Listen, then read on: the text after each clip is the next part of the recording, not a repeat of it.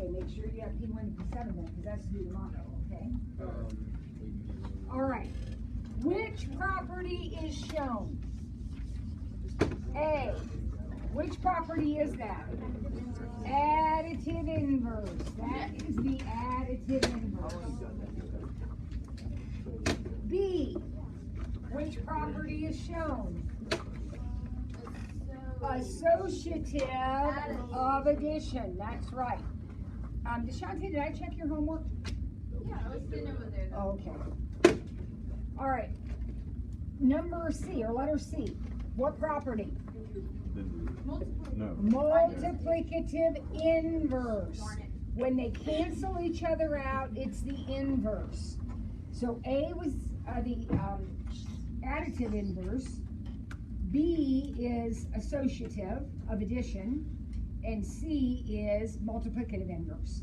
All right? So additive inverse, associative of addition, and multiplicative inverse. Now, 6a, or 2a, I mean 2a is 6x squared. What kind of equation is that? We're going to solve it. What kind of equation is that? It is a quadratic equation. And how can we solve a quadratic equation? We can use the quadratic formula. Now, this one may factor. And if you are a good factorer and you want to mess around with that, that's okay. But remember, the quadratic formula will always work. So x equals, all right, now what's my A? 6. My B is? -1. And my C is? Okay, so now I'm ready to go. X equals negative B plus or minus the square root of B squared minus 4AC all over 2A. Everybody with me? Now again, when you're doing this on your own, you don't have to do it this way. But this way will always work, so that's how I'm going to do it. So I have 1 plus or minus the square root of, okay, now these are going to cancel, double negative. Is that 49? So this one did factor. You could have factored it, but we didn't. So what are our two answers? 1 plus 7 is 8/12 or 2/3. And 1 minus 7 is -1/2.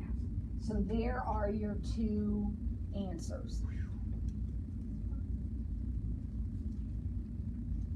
Now B is one that I have a quiz already for you, but I'm rocking and rolling on this now, so I don't know when we'll get to that quiz. But this is a question on the quiz.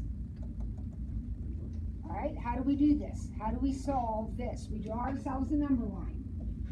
-2. And in the number line, right smack dab in the middle, we put -2, the opposite of that number. So help me God, if you miss this on the test, I'm going to smack you.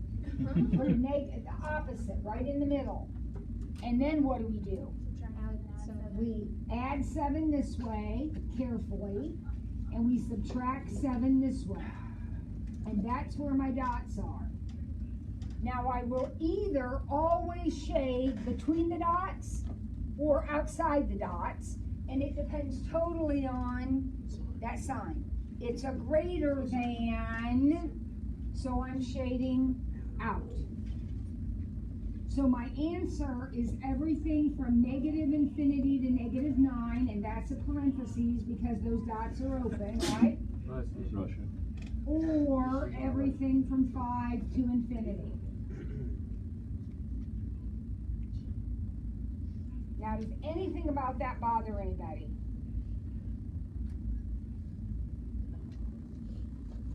All right, the next one is full fractions.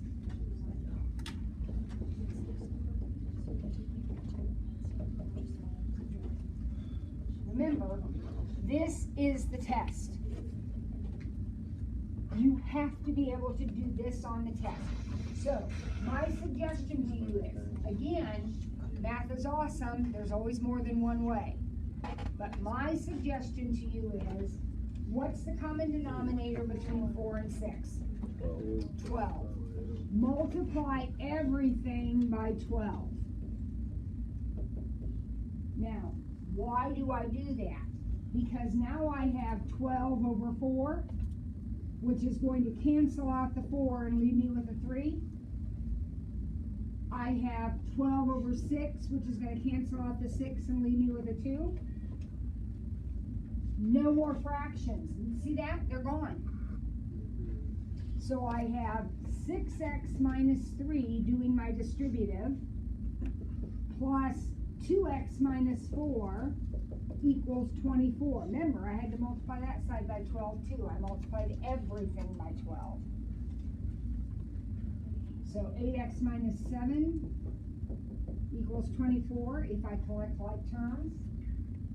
8x equals 31 and x equals 31/8 unless I made a mistake. Page 1 of the test down. Nothing to be frightened about. Easy peasy.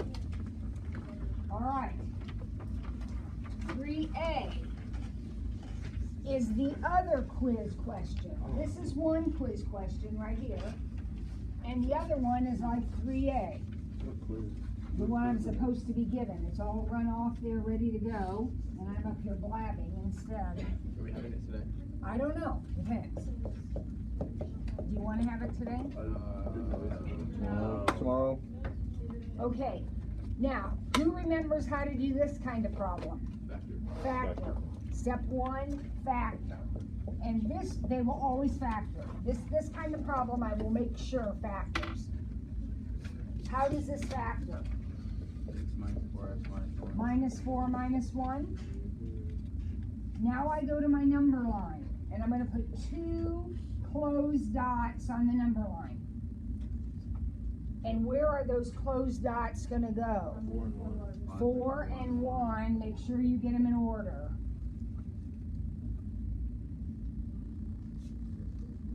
Now what do? We pick a number. I like to use 0. If we pick 0, that's over here, right? 0 would be over here. If I put in 0, I get -4 times -1, which is +4. Is +4 less than 0? No. So this didn't work, which means this one does, and that one doesn't. So my answer is 1 to 4. Marley? Will you only pick a number when you're factoring?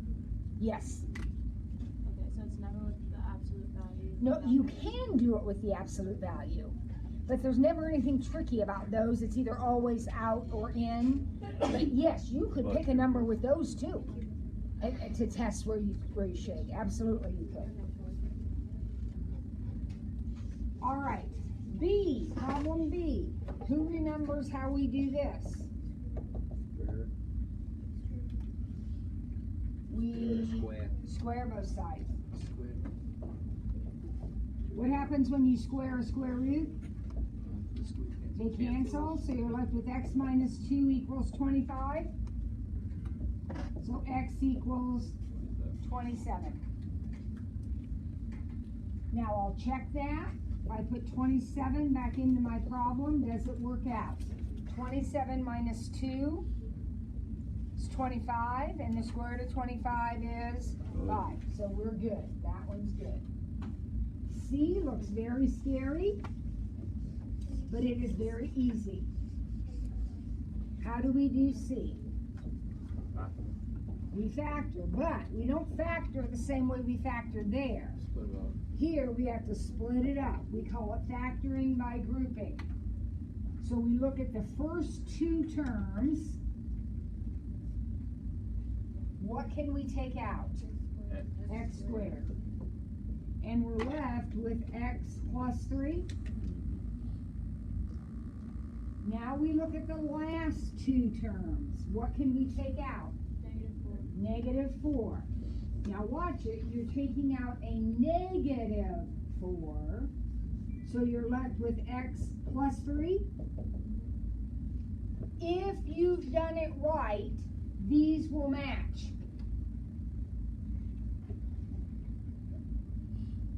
Did I check your homework, Austin? You had it? Did I check yours? I'll tell you, getting old is bad. Then you throw chemo on top of it. You can't remember anything. Okay. Did I check everyone's homework? Yeah. Okay. All right. These have to match. All right. So we take out the x plus 3. And what are we left with? If I take out the common factor, x plus 3, I am left with x squared minus 4, which I can then break down into x plus 2, x minus 2.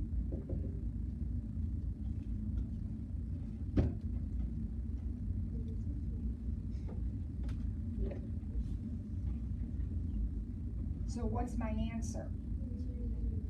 X equals -3, -2, and 2. I don't have to put this one on the number line because this is not a shading problem, right? Now, if you put it on the number line, it doesn't matter, but you don't have to. We only put them on the number line when we have to color. We don't have to color this one, it's an equals. So the answer is just those 3 numbers. Okay, 4A. This is your test. You have to be able to do this. Okay, so what do? What's this negative going to do? It's going to distribute. So we have -6 minus I.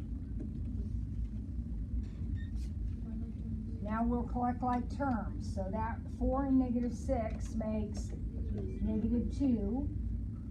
And a -2i and a -i makes a -3i.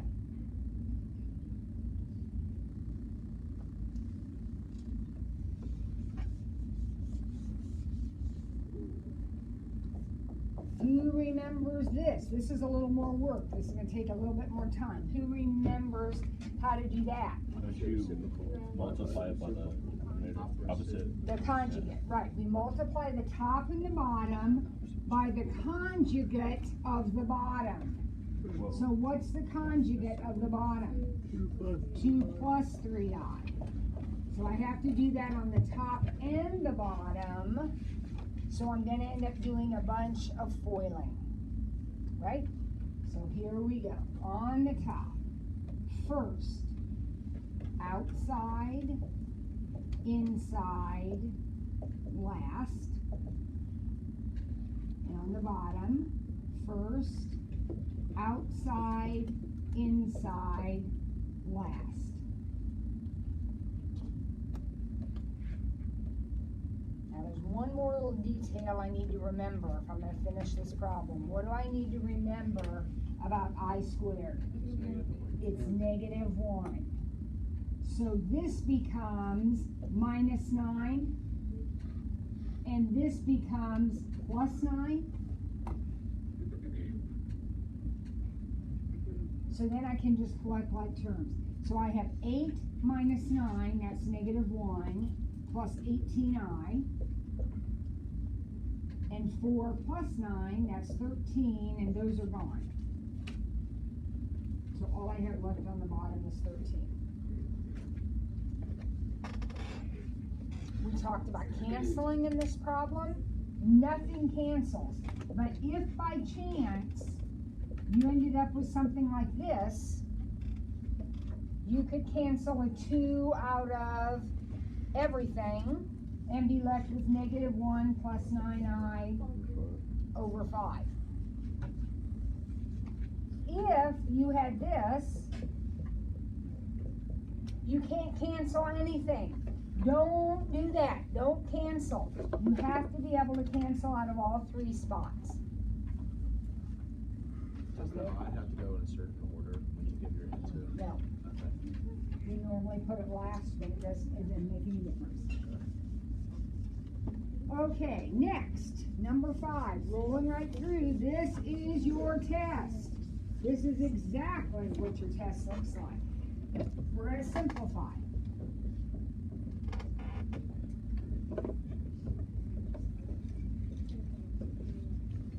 Okay, so what do you need? What needs to be done? Divide. Canceling out the. Well, Well, can the 4 and the 12, can we do anything with those?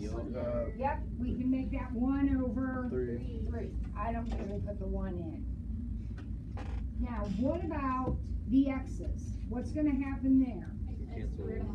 They cancel and leave me with 5 in the bottom. There are more x's in the bottom. So when you cancel, the leftovers will be in the bottom. What about this guy? Goes to the top. Goes to the top. So I'm going to take those 3 y's to the top, but there's already 8 of them up there. So that'll be y to the 11. Done. Number 6 is a 5-second problem. If you know the center is 2, -1, and the radius is 5, the equation of your circle, x minus 2 squared plus y plus 1 squared equals 25. The center goes in here. See how it's the opposite? So it's x minus 2, y plus 1. It's always the opposite. And then this is r squared, 25.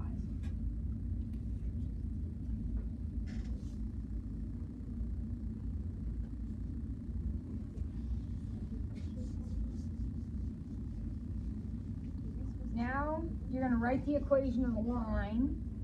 And the first one is just through these 2 points. So what do? We're writing the equation of the line through those 2 points. What do? Find the slope. And how do we find the slope? Y on top. The academic kids have taken this test, and there were probably a dozen of them that did slope upside down. That's ridiculous. Slope is y over x. We're too big to be making that mistake. So 6 minus 4 over 1 minus 2. I got -2 for my slope. Did you? Yeah. Now what? Point slope. You can use point slope or you can use slope intercept. No one cares. It doesn't say. Do it the way you know how to do it. So if we point slope, I'll use this point. Y minus 4 equals -2 x minus 2. Y minus 4 equals -2x plus 4. Y equals -2x plus 8. If you like the other way, I will do it the other way so that you can see it. It doesn't matter how you do it. 4 equals mx plus b. 4 equals -4 plus b. B equals 8. Y equals -2x plus 8. I did it both ways. Now the next one is basically the same problem, except it says you have to be parallel. Okay, what does that mean? What does parallel say to me in terms of lines? Oh, parallel. Same slope. So I'm going to use the same slope. Now, what is the slope of this line? 2. Well, good for you. I don't know. So I'm going to have to figure it out. How do I figure out the slope of that line? I get y by itself. So -3y equals -6x plus 10. And then dividing by -3, I get y equals 2x minus 10/3. Y equals mx plus b. There's m. Since I'm parallel, I will use the number 2 for my slope. If I were perpendicular, I would use -1/2. But I'm parallel. So my point is right here. So y plus 3 equals 2x minus 2. I'm point sloping. You can do whatever you want to do, but you end up with that as your answer.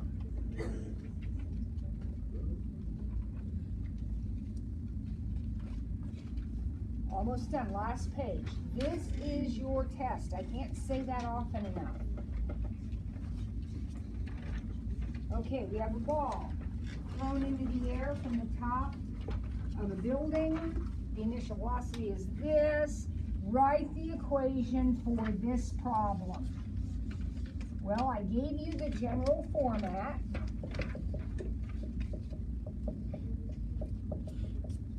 And now you're going to plug the numbers in. So for A, question A, all you're doing is writing your formula. So it'll be negative 16t squared plus what? 20. No, Plus 80. plus 80t Oh, yeah, okay. plus 20. Kids, you've got to remember, this is where the initial velocity goes. Look, it's a V. That should help you out. It's a V, initial velocity. This is where the initial height goes, and the building was 20 feet tall. So that's A. Now, how high is the ball after 1 second? This is the equation you're going to use. If that bothers you, think of it as h. That's the height. There are two variables in the problem, height and time. After 1 second, what are you going to do with that 1? Are you going to put it in for the height, or are you going to put it in for the time? Time. So your height is going to be negative 16 times 1 squared plus 80 times 1 plus 20. They will always give you one of the values, either h or t, and you'll plug it in and solve. So we're going to put 1 in for time. So h equals negative 16 plus 80 plus 20, which is 84 feet. So the ball is 84 feet high after 1 second.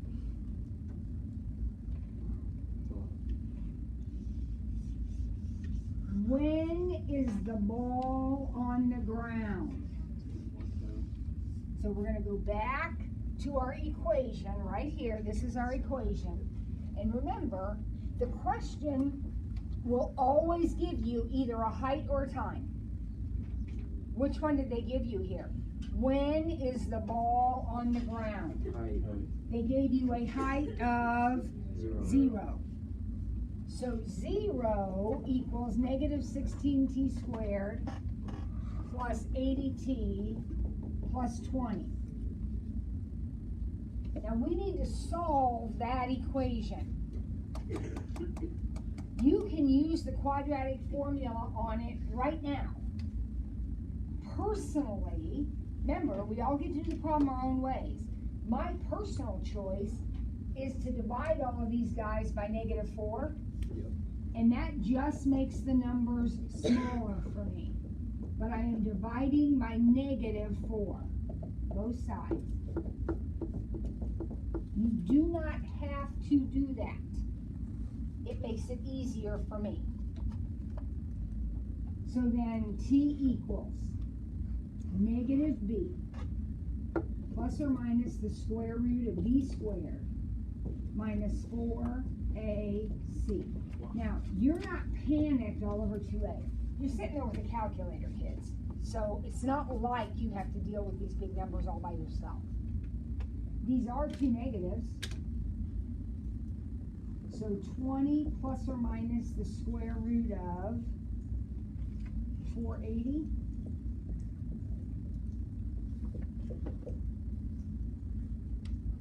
So I'm going to get a decimal answer here. 20 plus root 480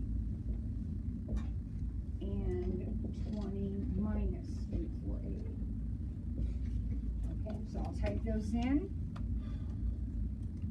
And that's going to tell me when the ball is on the ground.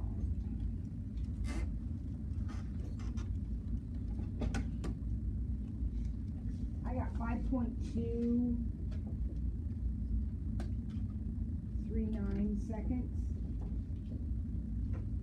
for one answer.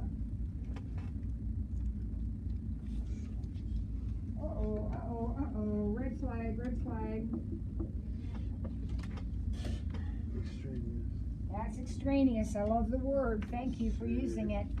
That's extraneous. Why is that answer extraneous? It's negative. It's negative, and T stands for time, and we don't want time to be negative. So we're going to throw that one out. When is the ball on the ground? After 5.239 seconds.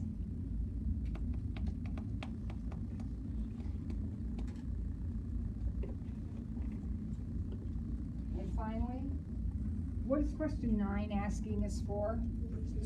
Distance and midpoint. How many millions of times have we done distance and midpoint? We better get this right. Certainly, if you can do that, this should be so simple for you. All right, AB is the distance. How do we do distance? Subtract the x's, subtract the y's, square them, add them up, and square root them. So here we go, 6 minus 4, 11 minus 1. Notice I'm doing x minus x, y minus y. That's how it works. 6 minus 4 is 2, squared is 4. 11 minus 1 is 10, squared is 100. So I got root 104. Now I do want you to break that radical down, just like we always have. So that would be 4 times 26. That's 2 and 2 and 2 and 13. So I got 2 root 26 as my answer.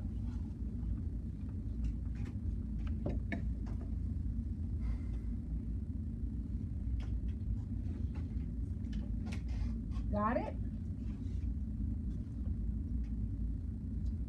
And then midpoint. Same 2 points, we want the midpoint. All right. How do we find the midpoint? Average. So we're going to do 4 plus 6 over 2 and 1 plus 11 over 2. So it looks like I get 4 plus 6 divided by 2. 1 plus 11 divided by 2. Test done. Okay? And now you don't have to do it tonight because we just went through it together. Is everybody okay with that? All right. We're going to take our quiz here in a minute. So what are the 2 problems on the quiz? There's only 2 problems on it. What are they? On the test you just did, the practice test you just did, it's problem 2B, absolute value inequality, so it's 2B, and it's problem 3A, the kind where you factor, pick a number, and shape. That's it. That's the quiz. 2 problems. That's it. Okay? So look those over, but listen while you're looking them over. Here is the scoop, just to make sure everybody's clear. Next time we meet, your homework, P1 to P7, is due. It should all be done already. It's due the next time we meet. That day, the next time we meet, we will do practice test 3 together, just like we did 2. We'll do 3 together.